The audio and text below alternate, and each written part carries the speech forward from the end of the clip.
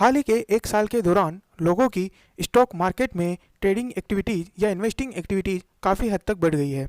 इसके कई सारे रीजंस हैं, जैसे लॉकडाउन या फिर हर्षद मेहता की जो स्टोरी आई है वेब सीरीज़ में वो। इसके अलावा भी लोगों में अब जागरूकता बढ़ रही है और स्टॉक मार्केट में की ओर वो अग्रसर हो रहे हैं।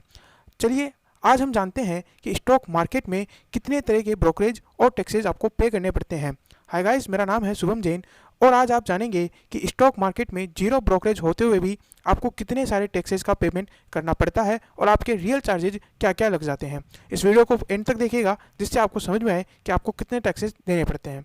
सबसे पहले बात करते हैं स्टॉक ब्रोकरेज की, लेकिन उससे पहले हम बात करेंगे एक एग्जाम्पल के साथ ताकि आपको अंडरस्टैंडिंग में मदद मिले।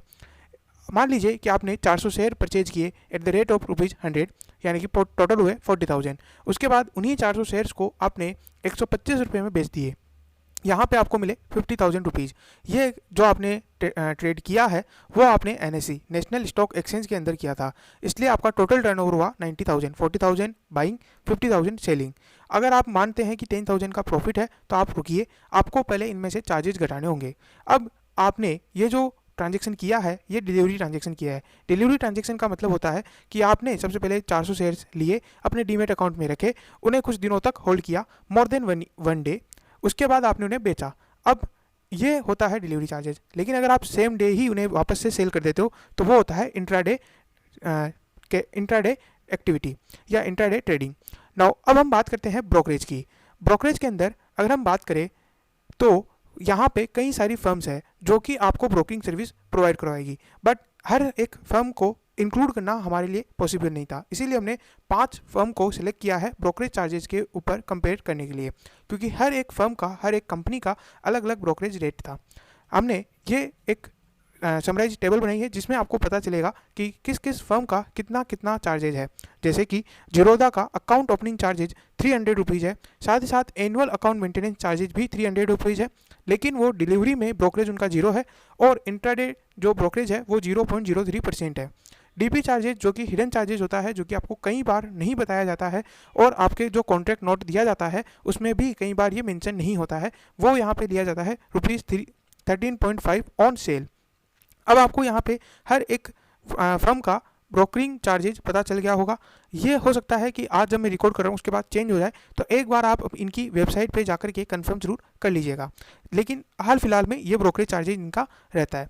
अब हम बात करते हैं कि ब्रोकरेज चार्जेज के अलावा आपके ऊपर क्या टैक्सेस लगते हैं, क्योंकि हो सकता है कि आप इनमें से किसी ऐसी फर्म में अपना डीमेट अकाउंट ओपन करवाए, अपना ब्रोकरेज अकाउंट उस फर्म में ओपन करवाए जहाँ पे ब्रोकरेज जीरो है, बट उन टैक्सेस का क्या जो गवर्नमेंट आपसे लेती है। तो चलिए बात करते हैं टैक्सेस के ऊपर। अब अगर हम बात करें कि अभी जो आपने डिलीवरी वाला ट्रांजैक्शन किया था उसमें कितने टैक्सेस आपको देने पड़ते हैं, तो डिलीवरी के अंदर आपको कई सारे टैक्सेस देने पड़ते हैं, जिनका एक समराइज टेबल मैंने यहाँ पे बना करके आपको दिया है। सबसे पहला आता है डीपी चार्जेज। ये होता है डिपॉजिटरी पार्टिसिपेंट चार्जेज, जो कि डीमेट अकाउंट होल्डर के पास जाती है। जैसे कि इस इंडिया में, यानी कि हमारे इंडिया में 2 डिपॉजिटरी कंपनीज है, एक है CDSL और एक है NSDL। इन दोनों के पास ही डीमेट अकाउंट ओपन होते हैं और शेयर्स उन्हीं डीमेट अकाउंट में रखे जाते हैं। जैसे आप बैंक अकाउंट में पैसा रखते हैं, डीमेट अकाउंट में सिमिलरली शेयर्स रखे जाते हैं। जब आप शेयर्स डीमेट अकाउंट के अंदर रखते हैं तब वो आपसे कुछ चार्जेस लेती है, लेकिन वो चार्जेस केवल तभी लेते हैं जब डिलीवरी ट्रांजैक्शन होता है। इसीलिए डिलीवरी ट्रांजैक्शन पे डीपी चार्जेस लगाए जाते हैं, जो कि है ₹13.50। ये अलग अलग फर्मों का अलग अलग है। जैसे हमने अभी कंपेयर किया था, जीरोधा के अंदर ₹13.50 हैं, वहीं एंजल ब्रोकिंग या फिर जो अपस्टॉक है उनके लिए अलग अलग है। आप उनकी वेबसाइट पे जाकर के ये चीज़ देख सकते हैं। अगर वहाँ पे अगर आपको ये पता नहीं चले तो आप गूगल पे सर्च कर सकते हैं या फिर अपने खुद के अनुभव या किसी और से आप पूछ सकते हैं जो कि उनका पहले से ही कोई कस्टमर रहा हो। उसके बाद आते हैं ट्रांजैक्शन चार्जेज। ये ट्रांजैक्शन चार्जेज लिए जाते हैं स्टॉक एक्सचेंज के द्वारा। जैसे कि हमने पढ़ा है कि 2 तरीके के स्टॉक एक्सचेंज है, NSE और BSE। अभी हमारा ट्रांजैक्शन हो रहा है NSE में, नेशनल स्टॉक एक्सचेंज में। वहाँ पे ट्रांजैक्शन चार्जेज है 0.00325%। वहीं BSE में अगर इसकी बात की जाए तो वो इससे थोड़ा सा कम है, वो है 0.003%।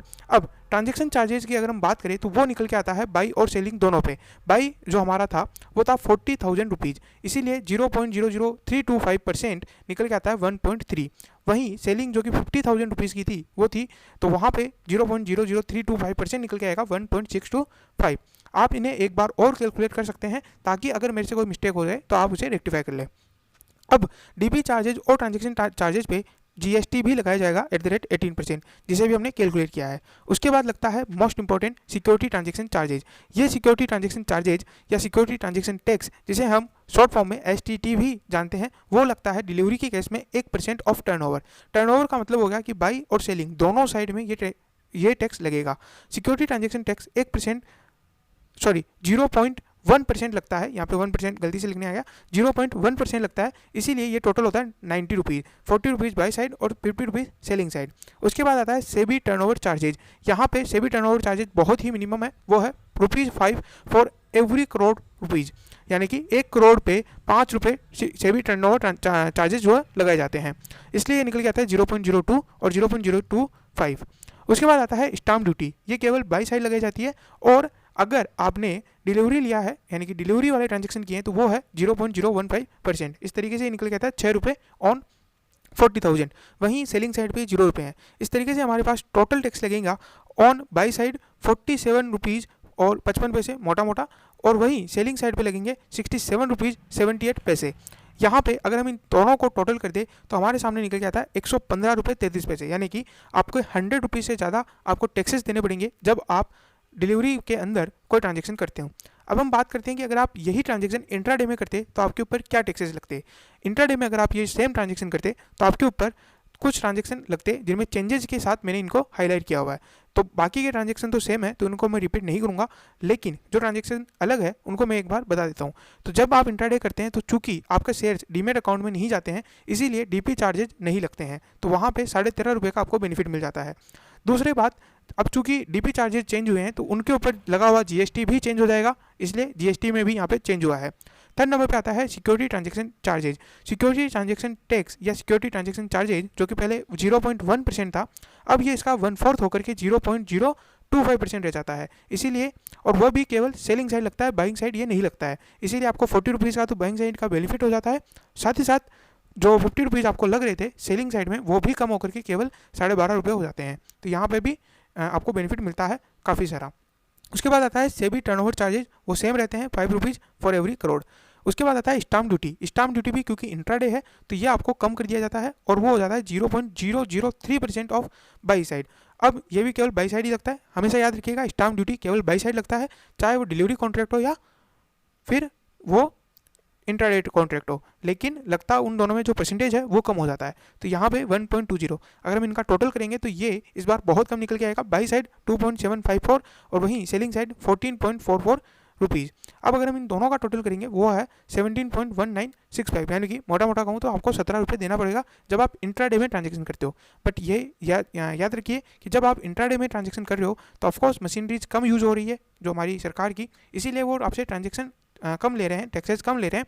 बट इंट्राडे में आपको होने वाला प्रॉफिट भी हो सकता है कम ही हो, क्योंकि इंट्राडे एक रिस्की ट्रांजेक्शन होते हैं कंपेयर टू इन्वेस्टिंग, क्योंकि वहाँ पे आप लॉन्ग टर्म में होल्ड करते हो तो कभी ना कभी आपके शेयर्स में प्राइस में इंक्रीज होता ही है, मोस्ट प्रोबेबली यहाँ पे।